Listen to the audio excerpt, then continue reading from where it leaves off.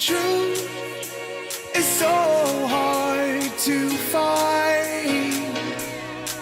With all the things that's going on, I lost track of. Hello and welcome back to a brand new video. I just thought it's about time that I posted another video, and I know, it's been a while. But I haven't forgotten about you. I swear I haven't. It's been on my mind. I've just been really busy recently. If you don't know why, I entered a competition a few weeks ago. I think it was 2 weeks ago. If you haven't seen that video, make sure to click up here in that general area. The reason that I'm making this video is some of my friends have asked me to make a video regarding shading because it is something extremely difficult, and I actually struggled with it quite a bit back in high school. They didn't explain it very well. Like, they gave you examples on how to do it, but I don't know, it just didn't sit well with me. I didn't get it, I didn't understand it. It was difficult. Okay? But yeah, hopefully this video will help you guys out. I tried to simplify it to the best of my ability. If you guys enjoyed today's video, make sure to give it a big thumbs up down below because it helps the YouTube algorithm see that you guys are enjoying the video and also like helps promote my videos. So thank you if you did, and I hope that you enjoy this video. Let's get into it.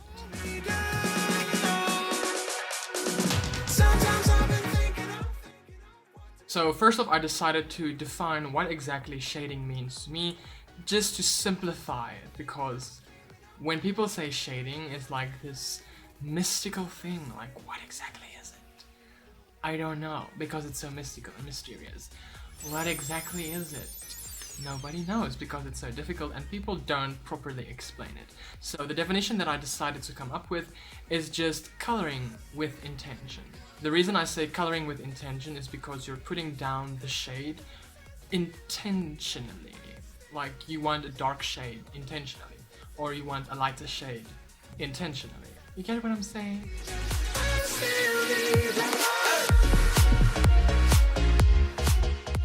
So personally, I shade using circular motions. You guys can see it in a bunch of my other videos. I just find that it makes it a whole lot easier. Some people do use like stripy methods. I use that when I try to like distinguish between certain parts of shading, or because I want to make sure that there is difference and contrast within my picture. So usually I would use like stripy shading for the hair, and I would use like more circular motions for the skin. However, shading is very personal to you as an individual, so you don't need to feel obligated to shade in any specific method. You can shade in any way that you want to. It is, after all, an expression of yourself. I feel like I'm squinting a lot because I'm trying to focus on words, but I can't seem to focus. I lost track, I felt so strong. Something that I want to point out as well is try to make the shift seem seamless. Like when I started out with shading, I had the tendency, there's the word, I had the tendency to like either have a dark area or a lighter area, and like they didn't gradually change from dark to light.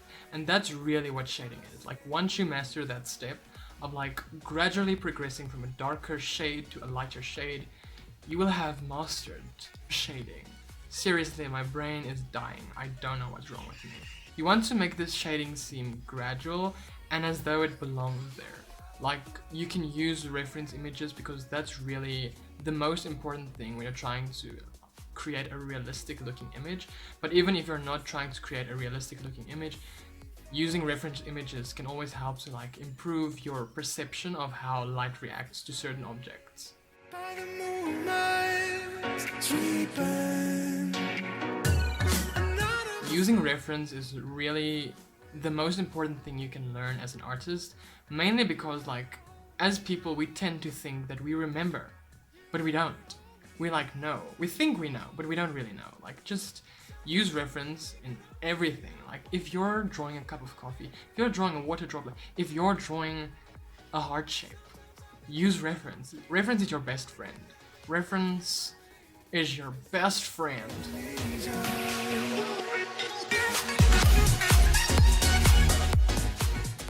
Something that really adds to realism is high contrast. So like having really dark shadows and really white highlights. High contrast really gives that depth to the sketch, and it just looks so much better. I'll show you guys some examples of when I use high contrast. Like these are some of the sketches that people compliment the most, because there's a huge difference between the lighter shades and then the darker shades.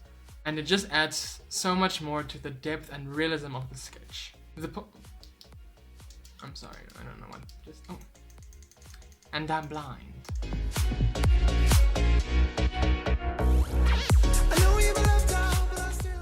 And the final tip that I've got for you guys is just practice. I know it's really annoying when people say practice, because like we don't always have the time to practice. But when you do have a moment to spare, just try it, practice it, see how far you can get. Like the slightest bit of practice, even if it's completely wrong, you'll have that understanding of what you did wrong, and you can always improve on it when you see what you are doing. Like if there's nothing to work on, then you can't progress. You know what I'm saying? You know what I'm saying? You don't have to be great to start, but you have to start to be great. But that's all I've got for you guys today. I really truly hope that you enjoyed today's video.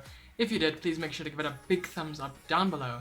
And if you'd like to see more content like this, please make sure to hit that subscribe button and the notification bell, otherwise you won't be notified when I upload a video. YouTube is so sweet, so it has different options. You can select like all notifications and be notified whenever I upload a video. You can personalize it to your taste, or you can just like decide not to be notified. But I'm sure you don't want to do that because I'm amazing. You love my videos. Thank you so much for watching. I will see you guys in the next video. Always be creative, stay artistic, and I will see you soon. Bye guys.